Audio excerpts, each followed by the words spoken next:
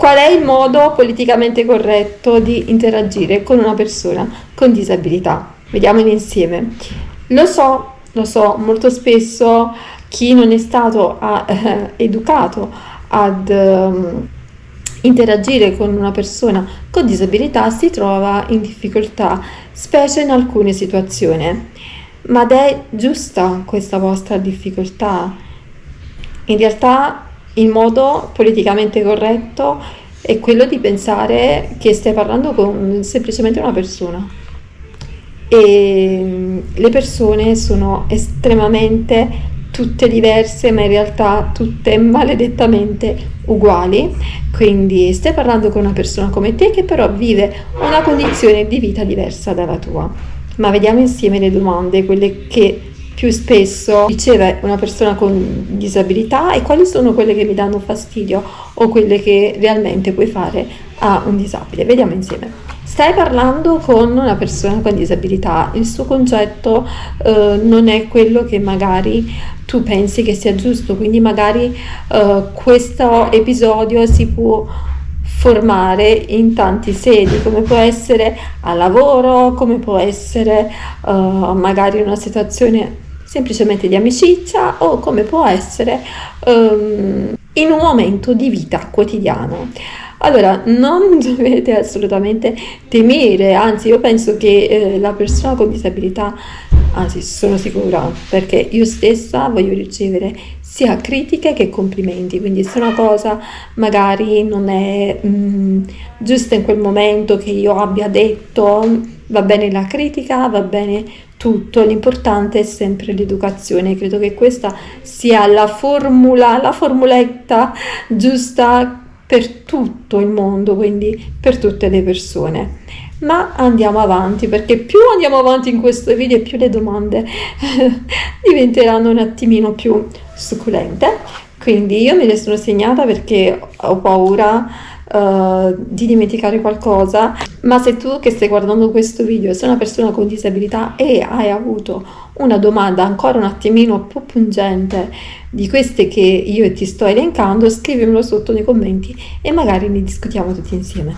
Stai parlando con una persona appunto che vive una condizione di disabilità e vorresti fargli una domanda del perché, come mai magari è in carrozzina o perché magari gli manca un arto, eccetera, eccetera. Tutto dipende dalla disabilità.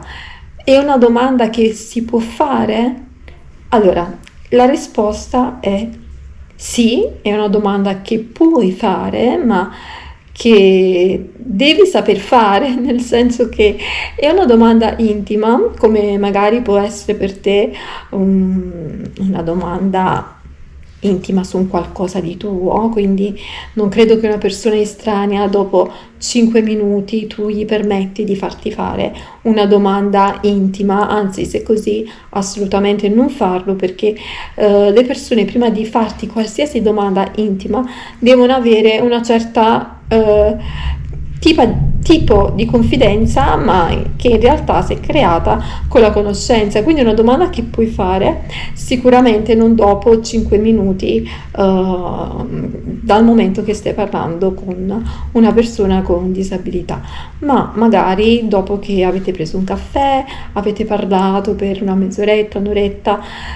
puoi fargli questa domanda se ovviamente accetterai anche tu che ti venga fatta una domanda intima nella tua intimità, quindi il saper accettare e ricambiare è molto importante. Ma come bisogna chiamare una persona con disabilità?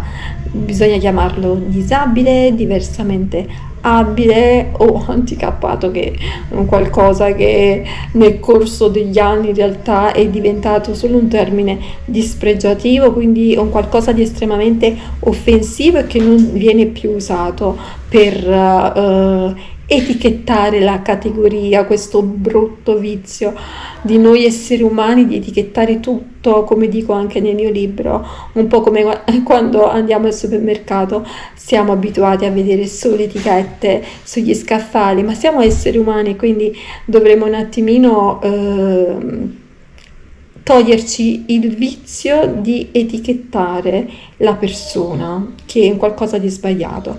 Io credo che disabile sia il modo più giusto di chiamare, ma in realtà il modo politicamente corretto è persona che vive una condizione di disabilità. Perché? Questo è il modo più corretto, lo so, è un po' più lungo, ma mi piace sottolineare che è semplicemente una persona che vive una condizione di disabilità. Quindi questo va ad abbattere quell'etichetta brutta che molti di noi fanno perché non sono stati educati la società purtroppo non ha un'educazione verso la disabilità e la diversità, quindi questo è un concetto importante che poi, se vi piace appunto questa tipologia di video, potremo continuare insieme. Se raggiungeremo un certo tipo di like, capirò che vi piace questo contenuto, questo video. Le mamme sanno insegnare realmente l'educazione alla disabilità, alla diversità? Vediamo un pochettino. Allora, molti di voi mi scrivono in privato, molti amici con situazioni di condizioni di disabilità diverse e che hanno avuto appunto degli episodi diversi, del tipo della mamma che dice non guardare, non chiedere, non fare. È sbagliatissimo. Il bambino è curioso, il bambino ha un'ottica di vita differente dalla nostra, e un bambino che non ha mai avuto una condizione di disabilità in famiglia è ovviamente curioso e vuole sapere perché quella signora sta sulla sedia a rotelle o perché quel signore gli manca un braccio, eccetera eccetera. Semplicemente fateli chiedere, non bloccateli bambini, perché nel momento che poi avranno la risposta avranno colmato quella loro curiosità e saranno predisposti alla diversità, alle condizioni diverse, e sarà anche un bel gesto per educare i propri figli alla disabilità. Quindi non bloccateli, fateli parlare con le persone che comunque hanno una condizione di vita di disabilità. Non mi voglio prolungare tantissimo in questo video perché è la prima volta che faccio un video del genere, del politically correct, non so nemmeno se l'ho pronunciato bene, però è proprio questo. Cosa è politicamente corretto dire o chiedere, quindi le domande giuste da fare a una persona con disabilità, come rispondere, eccetera eccetera. È un modo, è un video per andare a sensibilizzare la nostra società, ma in realtà andare a arricchire il proprio bagaglio culturale, perché è una vera e propria educazione alla diversità, tra virgolette, che non deve essere per forza legata a una condizione di disabilità, ma anche magari se state interagendo con una persona di cultura diversa, di colore di pelle diversa, eccetera eccetera eccetera. Se non sei ancora iscritto al mio canale, io sono Maria Durni, spero che questo video ti sia piaciuto. Se così, lasciami un like. Commentate se tu sei un normodotato, mi potrai dire come vedi la situazione, qual è la domanda che magari hai fatto, è stata imbarazzante, se reputi di aver sbagliato qualcosa o se dal primo momento hai capito come bisogna comunicare appunto con una persona che vive una condizione diversa dalla tua. Se invece sei una persona che vive una condizione di disabilità, fammi sapere sotto in questo video che situazioni o che domande imbarazzanti hai avuto. Ne parleremo insieme, so che sotto si creerà un bel dibattito e non vedo l'ora di leggere tutti i vostri commenti. Io vi mando un bacio e noi ci vediamo al prossimo video. Ciao ragazzi!